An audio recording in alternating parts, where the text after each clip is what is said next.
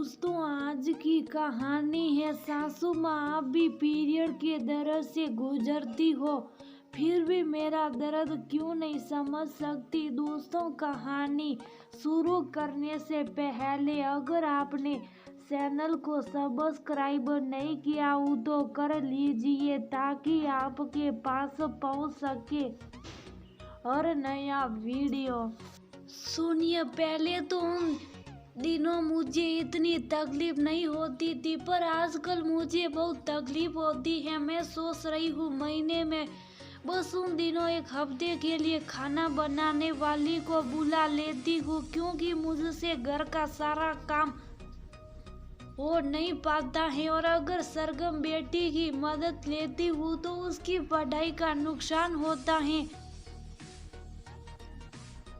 करुणा अपने पति राघव से कहती है। राघव बोले, मैं तो कितने दिनों से तुम्हें कह रहा हूँ कि खाना बनाने वाली रख लो, पर तुम अपना ध्यान ही नहीं रखती हो। तुम्हें समझ में आ रहा है, तुम्हारी तबीयत अगर खराब हुई तो पूरा घर उलट पुलट हो जाएगा। घर की औरतों का स्वास्थ्य रहना सबसे ज्यादा जरूरी होता, पर तुम औरतें सबका ध्यान रखती हो, अपना भी ध्यान रखना भूल जाती हो। करुणा बोली, आप तो जानते हैं मम्मी जी स्वास्थ्य बहुत मानती है। मैंने बहुत कोशिश की उन्हें समझाने की, पर उनकी मानसिकता बदलती ही नहीं रही। पर अब तो मेरी भी उम्र हो रही है, मुझसे अब ये सब नहीं हो पाता। उनसे जब भी कहो तो कहती हैं कि तुम मेरा खाना नहीं बनाओगी तो मैं खुद ही बना लूंगी। अब इस उम्र में अगर वह रसोई में काम करेगी ये भी तो अच्छा नहीं लगता। आप ही बताइए मैं क्या करूं। राघव बोला, सास को खुश करने के चक्कर में कितनी ही बहुओं की बलि सट चुकी हैं। तुम भी अपना नाम उसी में दर्ज करवाना चाहती हो क्या? मैं तो यही कहूँगा, तुमने इतने साल माँ को खुश करने के लिए सब कुछ किया, फिर भी वह खुश नहीं हुई, तो अब ये कोशिश छोड़ दो। खुश होना होगा तो ऐसी भी हो जाएगी। अपने शरीर को देखो, आए दिन कमर दर्द से परेशान रहती हो। इतना कहकर राघव चला गया। करुणा सोची, सही करे उसके पति और कितने दिन दूसरों को खुश करने के चक्कर में दर्द बर्दाश्त करती रहेगी। फिर उसने सेंटर से आया बुलवाई। आया को देखते ही करुणा की सास का नंदिनी जी से बोली, क्या तुमने खाना बनवाने के लिए आया बुलाई है? मैं भूखी क्यों ना मर जाऊं, पर मैं तो उसके हाथों का खाना नहीं खाऊंगी। करुणा बोली, मम्मी जी मुझे उन दिनों बहुत परेशानी होती है। वही परेशानी थोड़ी बहुत आपको भी होती होगी, फिर भी ये बात आप क्यों नहीं समझती हैं? बहुत मुश्किल से मैं सबके लिए खाना बना पाती हूँ, जबकि पुराने जमाने में उन दिनों की मुश्किलों के कारण औरतों को 5 दिन तक रसोई में जाना वर्जित किया जाता था। उसका यही कारण होगा कि औरतों को थोड़ा आराम मिल सके, पर लोगों ने उसका गलत अर्थ निकाला और शाश्वत मानने लगे। नंदिनी जी बोली, बहू अब तुम पुरानी बातों की दलील देकर मुझे समझाने की कोशिश मत करो।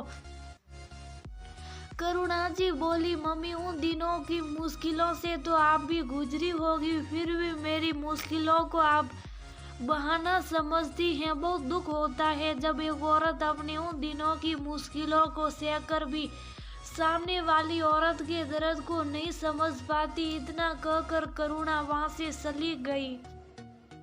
लोग कहते हैं रात गई बात गई, पर यहाँ तो ये हर महीने की परेशानी थी। अब घर के लोग ये उस परेशानी को नहीं समझेंगे तो एक औरत किसे कहेगी? यही सब सोचकर करुणा हर महीने खाना बनाने वाली को रखती नहीं थी और हफ्ते भर दर्द से कराती और घर का काम करती, जिसे देखकर राघव बहुत परेशान हो रहा था। करीब 2 महीने के बाद करुणा परेशानी को देखते हुए राघव ने पहले उसके खान पान की व्यवस्था की, अब खुद अपने हाथों से अनार का रस निकालता, उसे पिलाता, विटामिन की गोलियां देता। ये सब देखकर नंदिनी जी बोली, तुम पत्नी की कुछ ज्यादा ये सेवा कर रहे हो। ये परेशानी तो हर औरत की परेशानी है। आज तक अपनी माँ के लिए तो इतना नहीं सोचा। राघव बोला, मैं तो सोचा था कम से कम औरतों की परेशानी के लिए मुझे परेशान नहीं होना पड़ेगा। आप घर में हैं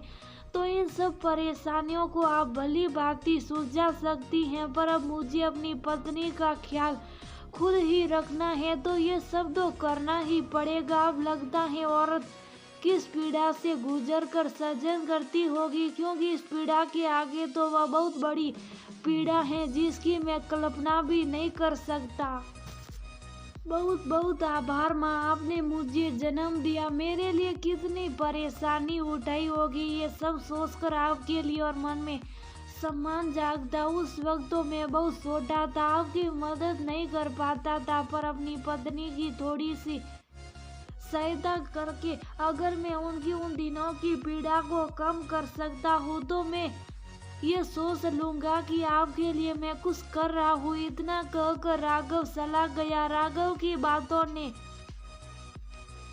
नंदिनी जी को अंदर तक हिला दिया। वह सोची, एक पुरुष होकर मेरा बेटा एक स्त्री के उन दिनों की परेशानियों के बारे में कितना सोच रहा, और मैं एक स्त्री होकर अपनी बहू की परेशानियों को नहीं समझ पाई।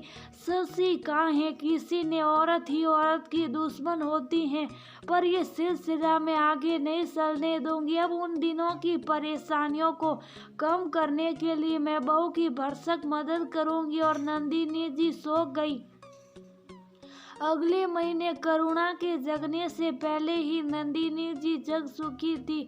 रसोई से कुछ आवाज आ रही थी। करुणा राघव से बोली, मैं यहाँ हूँ तो रसोई में कौन है? आप रुको, मैं देख कर आती हूँ। इतना कहते हुए करुणा रसोई की ओर जाने लगी। नंदिनी जी बोली, अरे बहू तुम जग गई, लो आओ गर्मा गर्म चाय पीते हैं। करुणा बोली, मम्मी जी आपने क्यों तकलीफ की? बस मैं आ ही रही थी। नंदिनी जी बोली, बहू अब 4 दिन तुम आराम करो, जब थोड़ी सी तबीयत संभल जाए तभी रसोई में जाना, तब तक मैं और काम वाली सब देख लेंगे। करुणा बोली, मम्मी जी इस उम्र में आपको मेरी वजह से परेशानी हो गई, माफी चाहूंगी। नंदिनी जी बोली, बहू का हाथ थाम कर बोली, बहू मैं भी इन परेशानियों से गुजर चुकी हूँ तो मैं तुम्हारी तकलीफ को समझ सकती हूँ। उन तकलीफों को समझने में मुझे थोड़ी देर लगी, जिसके लिए मैं बहुत शर्मिंदा हूँ। करुणा की आंखों में आंसू आ गए और उसने सांस को गले से लगा लिया। वो आखिरी दिन था जब करुणा हर महीने की तकलीफ से गुजरती थी। अब उसकी तकलीफ समझने वाली उसकी सास जो थी। दोस्तों, ऐसा क्यों होता है कि औरतों के होने वाली हर महीने की उन तकलीफों से गुजर कर भी सास बहू की तकलीफ को नहीं समझती हैं, जबकि उन दिनों की तकलीफों को सास और ननद से बेहतर और कौन समझ सकता है। कोई ऐसा घर में हो जो उन तकलीफों को समझ ले तो औरत को शारीरिक और मानसिक दोनों तकलीफों से बड़ी राहत मिलती है।